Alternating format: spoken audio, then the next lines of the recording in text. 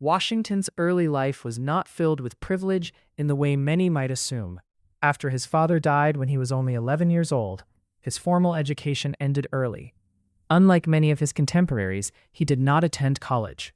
Instead, he learned practical skills such as surveying, mathematics, and land management. At the age of 17, Washington began working as a land surveyor in Virginia. This job exposed him to the rugged wilderness and taught him discipline, resilience, and leadership, qualities that would later define his life. Military beginnings and the French and Indian War. Washington's early military career began during the French and Indian War. At just 21 years old, he was sent by the governor of Virginia to deliver a message to French forces in the Ohio Valley, demanding that they leave British territory. This mission marked the beginning of his military career. Soon after, Washington led troops into battle, though his early experiences were not always successful. One notable incident was the Battle of Fort Necessity, where he was forced to surrender to the French. Despite early setbacks, Washington gained valuable experience in leadership, strategy, and survival. He also earned a reputation for bravery, especially after having horses shot out from under him during battle while he remained unharmed. Marriage and plantation life. In 1759, Washington married Martha Dandridge Custis, a wealthy widow. This marriage significantly increased his wealth and social standing. He became a prominent plantation owner at Mount Vernon, managing land, crops, and enslaved workers. During this period, Washington also entered politics, serving in the Virginia House of Burgesses. Here, he began to develop his views on British colonial policies, especially taxation without representation. Role in the American Revolution. Washington's most defining role came during the American Revolutionary War. In 1775, the Continental Congress appointed him as the commander-in-chief of the Continental Army. At that time, the colonies were not yet independent, but were resisting British control. Challenges faced. Washington faced enormous challenges: poorly trained soldiers, lack of weapons and supplies, harsh winters, strong British military. One of the most difficult moments came during the winter at Valley Forge, where soldiers suffered from extreme cold and hunger.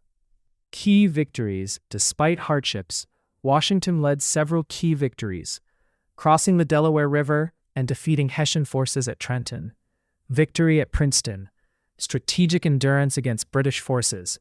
The war ended with the decisive victory at Yorktown in 1781, where British General Cornwallis surrendered. Washington's leadership was crucial in securing American independence. A historic decision: refusing power. After the war, Washington made a decision that shocked the world. He resigned his military command instead of seizing power. At a time when many expected him to become a king, he returned to his farm at Mount Vernon. This act established a powerful precedent that military leaders should not dominate civilian government. This decision later influenced democratic systems worldwide. Becoming the first president. In 1789, after the formation of the U.S. Constitution, Washington was unanimously elected as the first president of the United States. No one had ever held this position before, so Washington had to define what the presidency would be. Presidency, 1789 to 1797. Washington served 2 terms as president, setting many traditions that are still followed today.